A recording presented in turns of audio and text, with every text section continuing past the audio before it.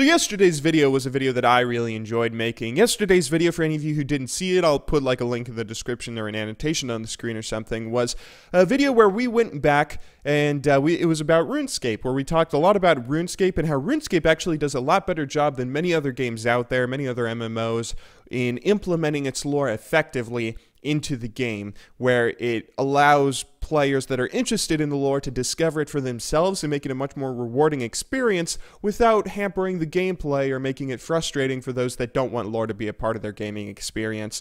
I was a little upset to see some people kind of miss the point of the video. There were some people that were just like complaining in the comments saying that, "Oh, you're an idiot, G-Bay. WoW's lore is better than RuneScape." And then someone replying to him saying, "Oh, you're both idiots. Dark Souls is so much better than both those games," which really wasn't the point of the video. The point of the video was it doesn't matter how good your lore is. It's about how you implement it into the game that really makes or breaks it for a player, at least.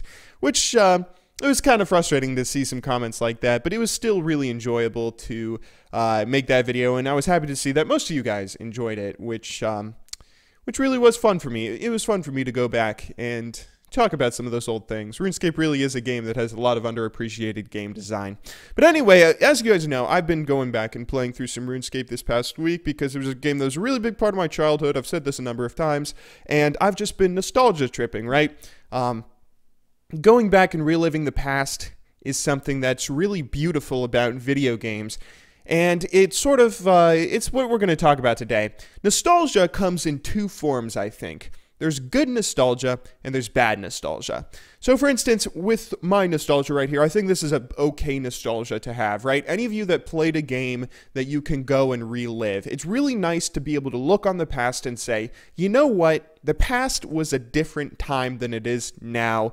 Let's go back and relive some of our old memories, re-achieve some of our old achievements. If you play a single-player game or like grew up playing single-player games like Ocarina of Time or Majora's Mask or something, Legend of Zelda is a huge one for a lot of people on the internet. You can always go back and replay those games and relive those fond memories. And the same goes for online games that have old-school servers or legacy servers like RuneScape, where you can go back and even if the game has been updated to a point where it's unrecognizable to you now, you can still go play the old-school servers and relive the same game that you grew up playing. That's a pretty healthy nostalgia, right? I think so, at least.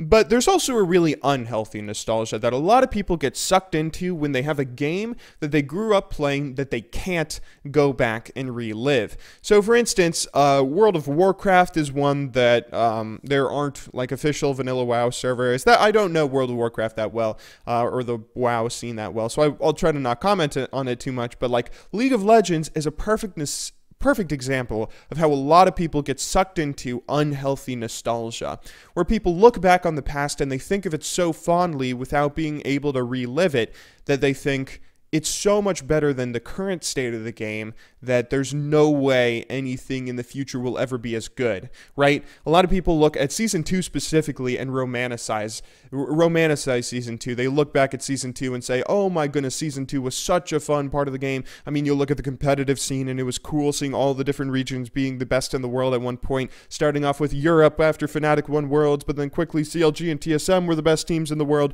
but then it was back to Europe when Moscow 5 came around, or Russia, I guess, and then it went to Korea, but then we had Taipei Assassins winning Worlds. Like, there were a lot of really exciting swings in the competitive scene. A lot of the game felt very fun and very aggressive, and we're actually going to talk about that a little bit in tomorrow's video, but like, a lot of people romanticize it so greatly and think so fondly of it, they get close-minded about the current state of the game or whatever changes Riot might make to it in the future.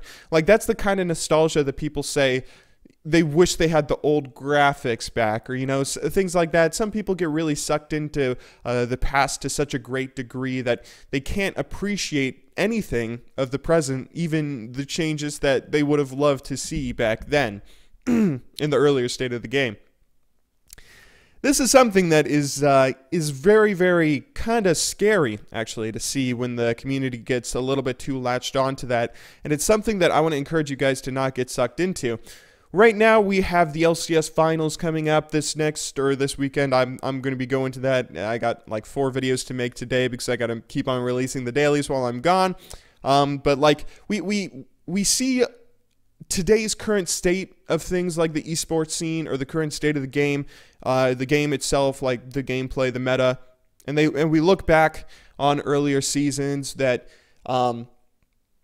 I think Season 2 especially, because a lot of people either started playing the game in Season 2 or, like, they, as I like to say, matured as a player, or even if they started playing the game in Season 1, they didn't understand the game that well. They really started understanding it around Season 2. So, like, Season 2 is just this point where I feel like a lot of the community romanticizes it so greatly that it can really start to hurt their perception of the game now, and it can really make them so close-minded to whatever changes or updates come in the future that even the good updates and changes are just sort of squandered because people reject them without even getting a chance to experience them. And it's something that's a little bit frustrating to see, and I want to encourage you guys not to get sucked into that old mentality. If you have a hankering for nostalgia, go ahead and indulge in it. You know, have your memories and look back on the past fondly. If you grew up playing games like RuneScape or single-player games like Legend of Zelda or, you know, whatever, Mario, Sly Cooper, what have you, go ahead and enjoy that, but don't get too attached to the past to a point where you get close-minded to the future and all the good stuff that the future might bring. Anyway, though, that is all for today. I got a lot more videos to make, so I will hopefully see you all tomorrow. But until then, thank you very much for watching. Good luck in solo queue, and have a wonderful day.